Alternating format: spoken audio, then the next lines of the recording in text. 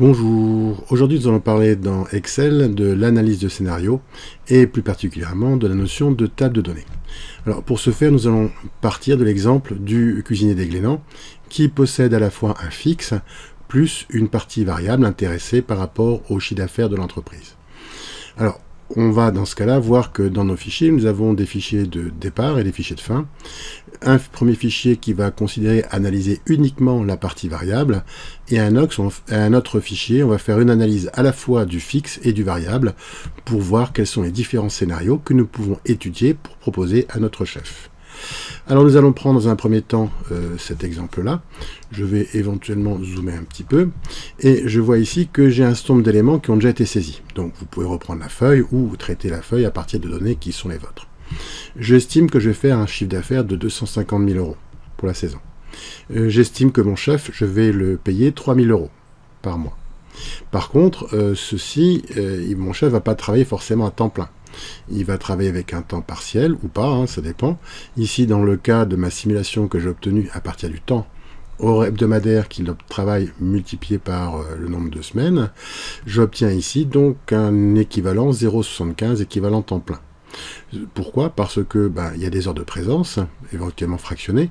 Il y a aussi du temps en dehors que mon chef doit utiliser pour préparer les courses, aller au marché acheter des affaires, etc. Je vais décider de l'intéresser sur le chiffre d'affaires à hauteur de 2%. Et j'obtiens donc ici un calcul sur le salaire variable. Alors le salaire variable, c'est ici donc une valeur de 250 000 multiplié par 2%, ce qui me fait bien 5 000 €. Le salaire total, lui, qu'en est-il? C'est simple, je vais pouvoir additionner le salaire de base, donc 3 000 multiplié par l'équivalent temps plein, 0,75, plus le salaire variable que je divise par 12, puisqu'il y a 12 mois dans l'année. Mais évidemment, au Glénan, il faudrait faire un calcul différent dans la mesure où c'est ouvert uniquement d'avril à fin septembre, des fois début octobre, mais pas plus. Mais c'est juste pour le calcul, il suffirait d'avoir ça comme variable quelque part qu'on pourrait rajouter ici le nombre de mois travaillés. Donc, par rapport à ça, si je veux prendre ici les simulations en disant, voilà, si jamais je veux le payer à 0%, 0,5, 1, 1,5, etc. C'est une suite que j'ai obtenue en mettant de valeurs et en tirant tout simplement. Je vous renvoie aux vidéos précédentes par rapport à ça. Donc je me dis ici, ce serait bien par rapport à ça de pouvoir, dans ce système-là, obtenir ici le calcul concernant donc les différentes solutions que ça va donner. Alors pour ce faire, je vais tout simplement demander ici dans données, je vais dans analyse de scénario et je peux demander table de données. Alors ici, il va me demander les cellules d'entrée de ligne et les cellules d'entrée de colonne. J'ai que deux informations. Ici, par rapport à la colonne, j'ai pas d'entrée de colonne, je n'ai juste qu'une entrée de ligne ici. Et cette entrée de ligne, elle est associée à quoi? Elle est associée à cette valeur-là qui peut être variable dans mon calcul de ce chiffre ici. Je lui dis OK. Et j'obtiens ici les différents calculs qui ont été faits, me permettant de savoir qu'est-ce qui se passe en fonction de, si je lui donne 0%, je n'ai que le fixe, 3 000 € multiplié par 0,75 équivalent temps plein, et donc je vois ici que le calcul est effectué. Que se passe-t-il si je modifie ici, que je passe à 0,8 équivalent temps plein? Je vois que tous mes calculs ont été modifiés. Alors, pourquoi ces calculs ont été modifiés? Si je clique là-dedans, dans la cellule, je vois ici que j'ai une fonction table, c'est normal, puisqu'on était, je vous rappelle, dans scénario table de données, et que table en anglais est exactement pareil. Je vois ici qu'on me dit qu'on va faire un équivalent par rapport à B5, donc on va chercher l'information qui se trouve ici dans B5. Alors, si vous regardez bien par rapport à ça, vous voyez qu'il y a les paramètres habituels de la fonction, mais qu'en plus, il y a des accolades, ce qui signifie que c'est du calcul matriciel. Je vous renvoie à l'exemple sur le calcul matriciel qui avait été donné, concerne moins les Glénans, mais qui permet de se rendre compte de possibilités de calcul matriciel avec Excel pour comprendre ce qu'il en est. Donc la formule est exactement la même partout, et nous avons donc obtenu qu'est-ce qui se passe si jamais mon chef, je veux lui donner un pourcentage variable, voilà quel est son salaire en fin de mois en intégrant les différentes contraintes. Maintenant, nous allons intégrer dans la suite le fait de pouvoir faire varier à la fois son pourcentage, mais aussi son salaire de base. Donc pour cela, nous allons, pas la peine d'enregistrer ce fichier-là, puisque de toute façon, je vous répète qu'il est présent ici, dans la feuille variable fin.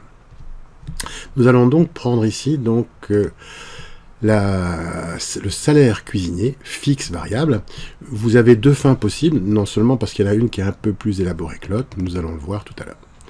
Alors, j'ai ici mon calcul, j'ai préparé ma feuille, donc j'obtiens de la même façon le calcul du pourcentage que j'obtiens de mon salaire, à savoir le salaire multiplié par l'équivalent temps plein, plus la partie variable divisée par 12. Maintenant, je voudrais de la même façon que tout à l'heure, obtenir pour ce tableau les différentes solutions que je vais avoir par rapport à ça. Alors, pour ce faire, je retourne comme précédemment dans données, analyse de scénario, table de données. Dans table de données, je vais dire quelle est l'entrée en ligne. L'entrée en ligne, c'est toujours ce pourcentage, donc ça correspond ici à ce pourcentage. Et quelle est l'entrée en colonne que j'ai là? C'est mon salaire de base, donc mon salaire de base va être ce paramètre-là. Et je peux dire OK. Et je vois ici que, suivant le montant que je vais payer mon salarié, et cette variable, ici je la retrouve, si je paye 3 000 € et que je paye à 2%, j'ai bien ici 2 767 €, et j'ai bien ce montant-là qui est là. Ça me permet d'avoir les différents montants de rémunération de mon chef, en fonction des taux ici que je pratique. Alors l'inconvénient de ce genre de tableau, c'est que malheureusement, ce n'est pas très parlant. Alors pourquoi ce n'est pas très parlant? Tout simplement parce que on n'a pas quelque chose qui va être facile à lire. J'ai du mal à savoir le 2767 à le retrouver ici, et j'ai du mal à le retrouver si jamais il était présent à d'autres endroits dans mon tableau. Donc on va s'occuper de faire du formatage conditionnel de nos cellules. Ceci, je répète, de façon à ce que la solution qu'on cherche, ou les solutions potentielles, nous permettent d'avoir quelque chose de plus approprié par rapport à ça. Je vais demander à créer une nouvelle règle. Cette nouvelle règle, je pense que ici c'est mieux de définir en fonction, le format appliqué en fonction du contenu de la cellule. Donc je vais dire ici quelles sont les contraintes. Je vais cliquer ici sur E2.